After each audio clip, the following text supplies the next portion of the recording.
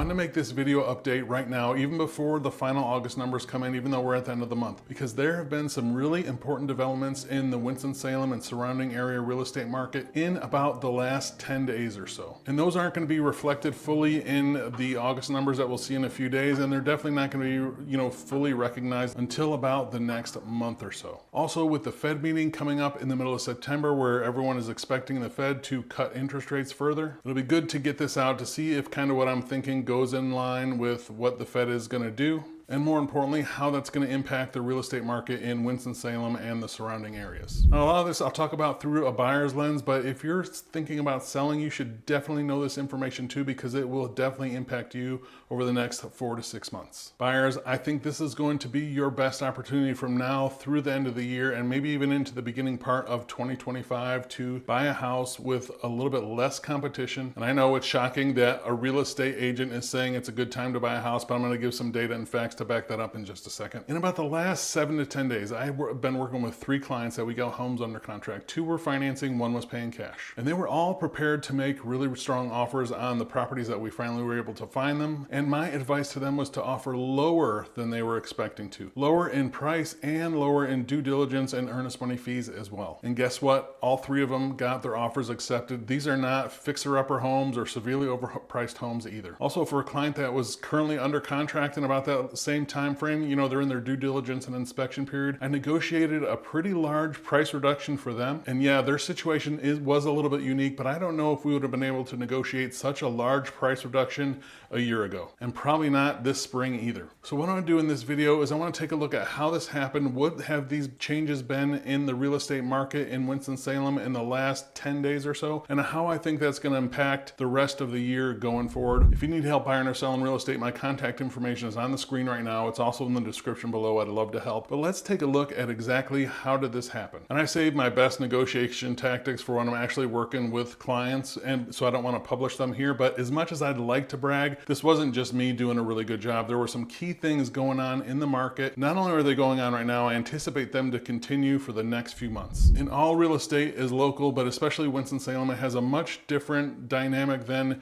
especially if you look at the national housing market as a whole or some of these other larger metros. For instance, we hit all-time high prices in this last couple months, where other areas of the country we're actually seeing price reduction. So we have high prices. Yes, they are stabilizing, but they are high. We're seeing interest rates at their lowest number than about the last 18 months, which has brought buyers back into the market. And those two things right there, price and rates coming down, those point to a bad situation for buyers. So exactly how did this happen? How did we able to get these deals when just a few months before it would have been near impossible to do the same thing? It's also important to know there are a few more listings this year than on a typical year as well. So we do have a little bit more inventory. If you take a look at the 7-day market snapshot, you see we had 110 new listings and only 90 go under contract. Again, it's a lot going under contract, but we are seeing a little bit inventory build. But more important is that it's a little bit higher number in listings than typical this time of year. I was out with clients that were in town this past weekend, and we actually have 5 solid choices in Clemens, really popular price point, looking for those really nice houses that a lot of people want in the low to mid 400 price range that a lot of people are looking for in Clemens. And we actually had 5 solid choices to go look at. And I don't remember the last time that happened. We had 5 really good houses to go ahead and look at on a weekend where it wasn't packed with showings and all these things like that. The buyers were actually refreshed. We could take our time, we could pick, we could make a choice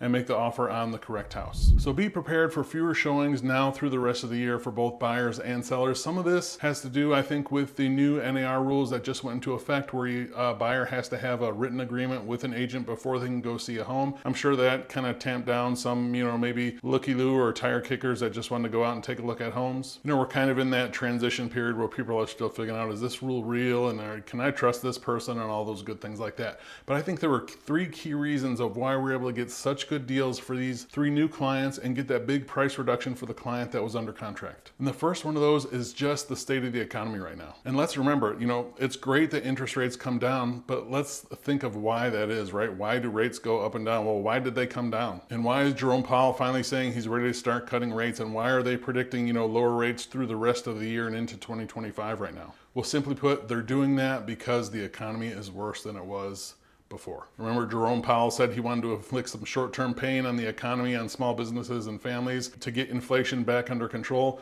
Well, that's what he did. It worked. It took out a lot of buyer demand and actually kind of worsened the economy for lots of reasons. Anyway, talking a little bit further about the economy, we just heard where the government miscounted over 800,000 jobs. So unemployment is kind of worse than they thought it was. Actually, we saw that tick up in Winston-Salem as well. It didn't go up a ton, but unemployment here in Winston is about 0.5% higher than it was last year at this time. So really, those really high rates were meant to take buyers out of the market. They were meant to slow down the economy, and they were meant to inflict, as Jerome Powell said, inflict a little bit of pain in the short term. It did that. So really, the economy is just a little bit worse. And with, finding out that those 800,000 jobs were a mistake and that unemployment is a little bit higher, that puts pressure to lower rates so people start spending money again. So simply put, the economy is not as good as it was last year at this time. So that led them to lower rates. Now, it is important to know, and this is really important to know, you may have heard it before, but the Fed funds rate and the mortgage rate are not directly tied together. I've talked to plenty of people and they're just saying, well, we're going to wait and see what the Fed does with rates, as if that is a direct reflection on mortgage rates, and it is not always. I've seen before where the Fed has cut rates and mortgage rates have gone up. It generally is a good correlation, but it is not a one-for-one move. If you remember when mortgage rates first started going down, 2 or 3 weeks ago, whatever that was when the really talk and expectation of Fed rate cuts started going. So the mortgage market reacted to that. I think that some of these rates that we're seeing right now on the mortgage side are already pricing in a certain amount of rate cut by the Fed. So to make that simpler, if the Fed does a small rate cut of, a quarter point or something like that, I would not expect rates on mortgages to come down all that much, if at all, because the market has been kind of expecting that when that kind of talk was first going on over the last few weeks. Now, if it's a bigger cut or something like that, sure, we could see mortgage rates come down, but I do think some people are still confused on that, and it is confusing that, those are a one-to-one thing when it really is not. The mortgage market has kind of priced in some rate cuts already. The next reason why I think this is happening is because of just plain old seasonality. Yep, it's just that time of year. This time of year, we start to see lower activity, right? Families with kids have got them in school. They're kind of settled in. People have renewed their leases. Kids are going back to school. They're back from summer vacation. All those things just start happening. People start getting into a routine, and generally around, the middle to end of August, we just start seeing a slowdown in the market in general. Interesting dynamic with that is sometimes as we head into fall, we do see another push. Once those people that are needed to settle are settled, sometimes, not every year, we do see a fall kind of surge before the holidays. Be interesting to see if that happens. I'm sure a lot of that will be tied to policy and, rates and things like that. And then the third reason why I think, things have slowed down, why I was able to get those good deals for these clients in this time, is the election that's coming up. And I've talked about this a couple times before leading up to the election, but it's going to get noisy. I mean, there's going to be a lot of, media spend on why to vote for this person or that person, or how, that person will make your life all better and fix all your problems if you just pick them. There's just going to be so much noise going on, not to mention the chaos of just the people involved, not involved, used to be involved, all those things like that. It just creates a lot of uncertainty. And then when there's so much uncertainty and noise, people just tend to kind of wait. Of course, there's still going to be life events that happen where someone has to buy or sell, but by and large, we do see on presidential election years a slowdown in the market as a whole. So what to make of all those things? As I said kind of at the beginning, I think this is a great time for buyers if you have the means and you're willing to buy. You get the best deals when not so many people want to do it, right? When mortgage rates were at 2.5%, everybody wanted to buy a house, so there were no deals to be had. Now that there's this tension in the market, and buyers have seen a little bit of an increase in supply, not a ton, that's keeping prices high. But when we saw those other three things, we see the economy where it's at, we see the seasonality that we're in right now, and then we see have an election year. This is just all points to it being a good time for buyers, I think, now through the end of the year. Now, maybe the Fed will do a huge rate cut, more than the mortgage market was expecting, and rates will really come down, and that will bring a lot of people back into the market to override some of those things. Could be. I don't know if I'm not banking on that. Of course, that could happen, but it kind of seems like a lot of people are waiting until we see those mortgage rates with a 5 by it, even if it's 5.95, but 5.75, 5.5, I think that's going to bring a lot of people back in the market, which people are starting to talk of mortgage rates getting there in the first part to middle of 2025. My hope with that is that we'll have some of the sellers that locked into those really low rates and just say, hey, we had it, we got some equity, we enjoyed a low rate for a long time, we can make this move, we can buy that bigger house, we can do what we wanted to do now that mortgage rates are back to the 5s in a more normal range. Let's go ahead and put our house on the market.